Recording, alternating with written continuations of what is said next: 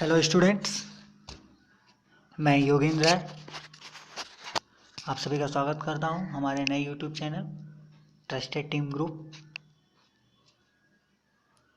मैं और मेरी टीम का ये प्रयास रहेगा कि हम आप तक हर एक सब्जेक्ट के हर एक वीडियो को टॉपिक वाइज आप तक पहुंचाने का प्रयास करेंगे। तो आप प्लीज़ हमारे चैनल को लाइक, सब्सक्राइब और शेयर, हमारे वीडियोज़ को शेयर ज़रूर करें।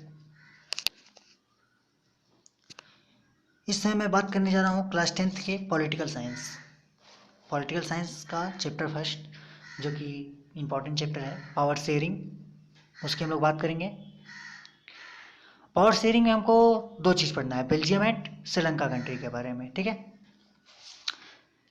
इसका एथनिक कंपोजिशन पढ़ना है, किसके अकॉर्डिंग इसका एथनिक कंपोजिशन के अकॉर्डिंग बेल्जियम का और श्रीलंका का क्या दिया गया है, कैसे कैसे उसको डिवाइड किया गया है, किसके पास क्या रीजन है, क्या लैंग्वेज है, कौन सी कम्युनिटी है, ठीक है। तो यहाँ पे पहले हम बात करेंगे बेल्जियम की। तो Belgium is a small country in Europe. Question आपसे अगर मान लीजिए पूछ लेता है 1 नंबर का, व्हाट इज बेल्जियम, तो Belgium is a small country in Europe, smaller in area than the state of Haryana. यानी कि जो हमारा हरियाणा स्टेट है उससे भी छोटा है हमारा बेल्जियम कंट्री। जो ये बेल्जियम है यूरोप में, वो क्या है, हमारे हरियाणा जो स्टेट है उससे भी छोटा है, ठीक। फिर से पूछ सकता है क्वेश्चन आपका 1 नंबर में कि right the border name of Belgium, तो लिखिए नीदरलैंड, फ्रांस एंड जर्मन, ठीक है। फिर यहाँ पे एक क्वेश्चन पूछ सकता है कि पॉपुलेशन क्या है बेल्जियम की, तो बेल्जियम में आपको क्या लिखना है कि population of little over 1 crore. वहाँ का पॉपुलेशन क्या है, 1 करोड़ है। About of the population of Haryana, यानी कि हरियाणा के आधा, वहाँ का पॉपुलेशन जो है क्या है, हरियाणा के आधा है। यानी कि स्टेट जो है, हमारे हरियाणा स्टेट से कंट्री उनकी छोटी है, हमारे यहाँ के पॉपुलेशन, हरियाणा के पॉपुलेशन के आधी उनकी पॉपुलेशन है, ठीक है। अब यहाँ पे हम बात करेंगे एथनिक कंपोजिशन की। एथनिक कंपोजिशन में क्या है कि यहाँ पे एथनिक कंपोजिशन हमारा लैंग्वेज के अकॉर्डिंग निकाला गया है, ठीक है।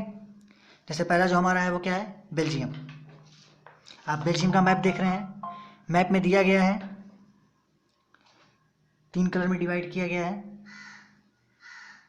सबसे ऊपर 59% फ्लैमिश रीजन है, यानी कि जो जिनकी स्पीकिंग जो है वो क्या है, डच है।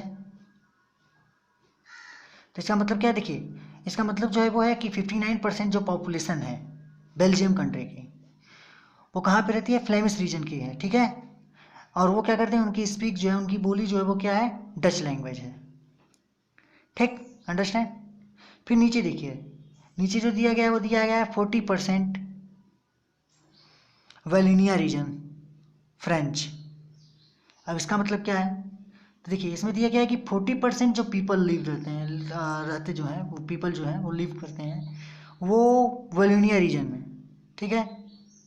कहाँ पे, वेलिनिया रीजन के हैं, ठीक है। फिर क्या है, उनकी स्पीक क्या है, उनकी बोली क्या है, तो उनकी बोली क्या है, फ्रेंच है। अब बीच में देखिए एक छोटा सा मार्किंग किया गया है, ठीक है। वो 1% जो हमारा है, 59% ऊपर थे, उसी में से 1% जो है, दोनों मिला के फिर 99 हो गया, तो उसमें से 1% जो हमारा बच रहा है, तो बचा हुआ 1% जो है वो बेल्जियंस हैं। अब बेल्जियंस का क्या होते हैं, जैसे कि हमारे यहाँ क्या होते हैं, इंडियंस। हम लोग इंडिया के तो क्या होते हैं, इंडियंस। वैसे बेल्जियम के जो लोग हैं उनको क्या करते हैं, बेल्जियंस। तो बचे हुए जो 1% बेल्जियंस हैं उनकी बोली क्या है, वो कैसा बोलते हैं, तो वो जर्मन।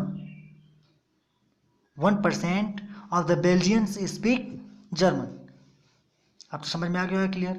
अब देखिए साइड में मैंने एक चीज़ लिखा है, in the capital city Brussels. Brussels में क्या है कि 80% पीपल क्या करते हैं, फ्रेंच बोलते हैं, और वहीं 20% क्या बोलते हैं, डच बोलते हैं। अभी इसके पहले हम लोगों ने क्या पढ़ा था कि सबसे ज़्यादा जो बोलने वाली लैंग्वेज थी वो क्या थी वहाँ पे, डच। पूरी कंट्री में क्या है, डच है। लेकिन वहाँ के कैपिटल जो ब्रसेल्स है वहाँ पे क्या है, सेम उल्टा हो जा रहा है, फ्रेंच वहाँ पे हो जा रहा है, 20% टच हो जा रहा है। तो माइनॉरिटी किसकी है, फ्रेंच की है, वो पावरफुल है। ठीक।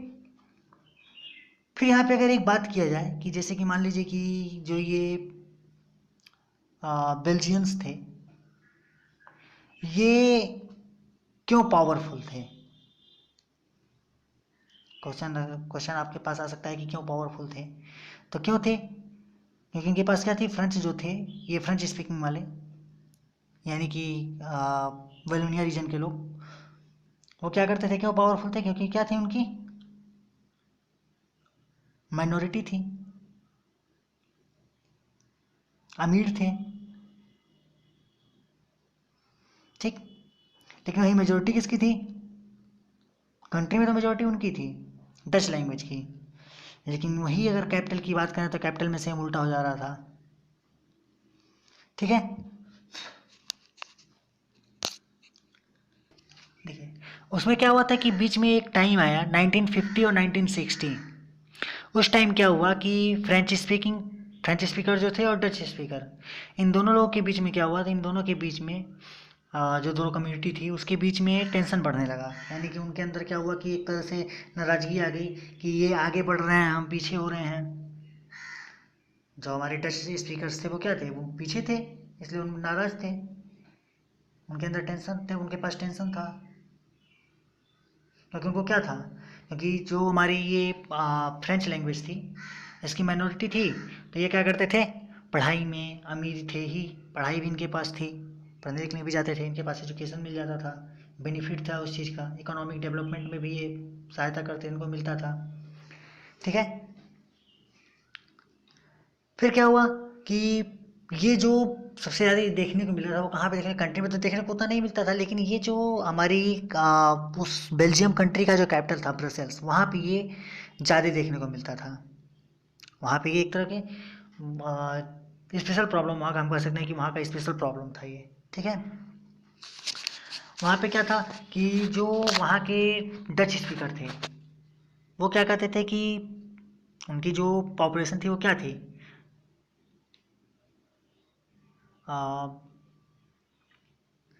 डच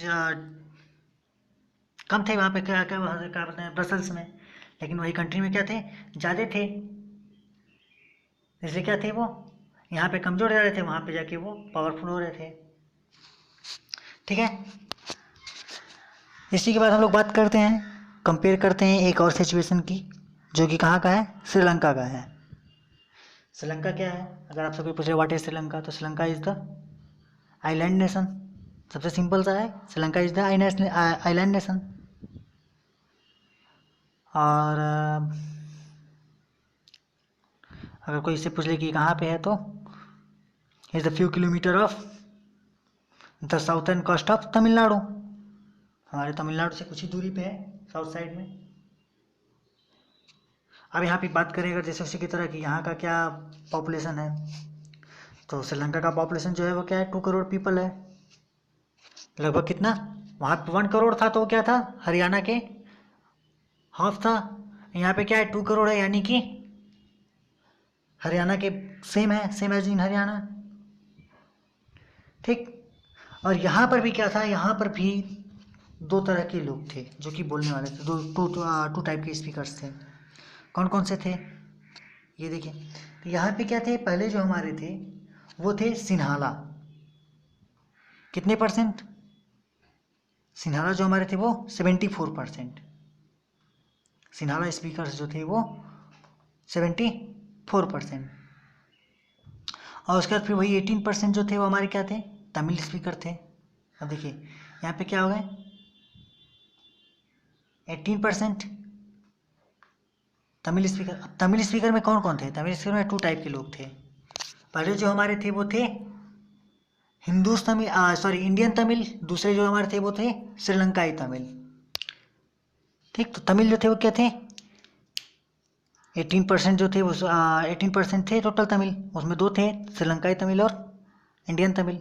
अब देखिए यहाँ पे क्या है, डिवाइड जो किया गया है तमिल्स को, वो 13% श्रीलंकन तमिल थे और 5% जो बच रहे थे वो हमारे इंडियन तमिल थे। अब ये इंडियन तमिल कौन थे, अब ये चीज़ इंपॉर्टेंट क्वेश्चन है कि इंडियन तमिल कौन थे। तो इंडियन तमिल वो थे कि जब हमारा कंट्री और लंका भी और सारी कंट्रियाँ जब अंग्रेज़ों की गुलाम थी, उस समय चाय की खेती, रबड़ की खेती, कॉफ़ी की खेती के लिए अंग्रेज़ क्या करते थे कि लोगों को बुला करके लेके जाते थे और वहाँ पर वर्क करवाते थे। अब श्रीलंका क्या था कि हमारी कंट्री के नज़दीक था तमिलनाडु के, तो तमिलनाडु से जो लोग श्रीलंका में गए और जाके वहाँ पे बस गए, वो क्या थे, इंडियन तमिल उन्हें कहा जाता था। ठीक है, वो गए और वहाँ पे जाके किसी टाइम से वहाँ पे रहने लगे, कॉलोनियल पीरियड में ही गए और उसके बाद वहाँ से उस समय वो रहने लगे। ठीक है, तो वो क्या थे, इंडियन तमिल थे। अब बच रहे हैं यहाँ पे 8%। तो देखिए 8% में क्या है कि 1% का कोई कंफर्म नहीं हो पाया, लेकिन 7% जो वहाँ पे थे वो क्या थे, क्रिश्चियन थे। 7% जो पॉपुलेशन थी वो क्रिश्चियन थी। और वो कौन थे, वो तमिल और सिन्हाला जो दोनों बोलते थे वो थे हमारे क्रिश्चियन। ठीक है, सिन्हाला जो पॉपुलेशन थी वो क्या बोलती थी, कौन सी सिन्हाला स्पीकर जो थे वो क्या बोलते थे, वो कौन थे, बुद्धिस्ट थे। जो तमिल स्पीकर थे वो क्या थे, हिंदू और मुस्लिम थे।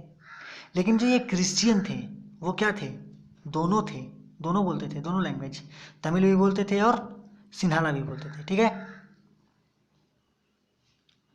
अब यहाँ पे एक सोचने वाली बात हो रही है, थिंकिंग, एक इमेजिन करने की बात हो सकती है कि एक इमेजिन किया जा सकता है कि बेल्जियम में क्या था कि डच स्पीकर्स जो थे वो क्या करते थे कि उनकी जो कंट्री में क्या थी कि उनकी मेजोरिटी ज़्यादा थी, तो क्या करते थे कि मेजोरिटी के चक्कर में वो फोर्स करते थे किसको, फ्रेंच को, कि क्या करे वो जर्मन स्पीकिंग पॉपुलेशन के लिए, जर्मन स्पीकिंग पॉपुलेशन के लिए क्या करते थे, एक तरह से फोर्स करते थे कि तुम ये काम करो या वो काम करो, जो भी काम का होता था वो करने के लिए उन्हें देते थे। ऐसे क्या होता था कि उनके बीच में हमेशा लड़ाई बढ़ती जाती थी। अगर उसका कोई अच्छा हल नहीं निकाला तो देश क्या होता, वो देश बढ़ जाता। जैसे कि मान लीजिए दो कम्युनिटी अगर आपस में लड़ रही है तो क्या होता है, बाद में धीरे धीरे बंटवारा हो जाता है। जैसे हम लोग, अब एग्जाम्पल मैं दे रहा हूँ कि अगर देखेंगे आप लोग किसी के घर में लड़ाई होता है दो भाइयों के बीच में, तो दोनों भाई क्या करते हैं, बीच में बट जाते हैं लड़ाई ख़त्म करने के लिए। तो अगर वहाँ पे लोग उसको कंट्रोल में नहीं लाते तो क्या होता, वहाँ पे वो भी बट जाता। वही सेम कंट्री क्या था, वही सेम सेम सिचुएशन यहाँ का था, श्रीलंका का। लंका में था क्या था, सिन्हाला, जो सिन्हाली थे वो क्या थे, उनकी जो पॉपुलेशन थी वो क्या थी, ज़्यादा थी। जो सिन्हाली थे उनकी पॉपुलेशन क्या थी, ज़्यादा थी, मेजोरिटी ज़्यादा थी। अब मेजोरिटी ज़्यादा होने के बाद क्या करते थे, वे लोग पूर्ण रूप से अपनी मनमानी कर रहे थे। उनको तो कोई रोकने वाला था नहीं कि उनके पास कोई थोड़ा बहुत डिफरेंट है, ज़्यादा डिफरेंट था, तो वो अपनी मनमानी करते थे। इसके आगे हम लोग को देखना है कि आखिर में हुआ क्या था दोनों जगहों पे, ये कैसे कैसे क्या हुआ, कैसे वो बचे अपने आप को, कैसे अपने देश को बचाए बटने से। ठीक है, इसके आगे हम लोग देखेंगे। ठीक है, थैंक यू, और please you like and subscribe my channel and share my videos. Okay, thank you, thank you.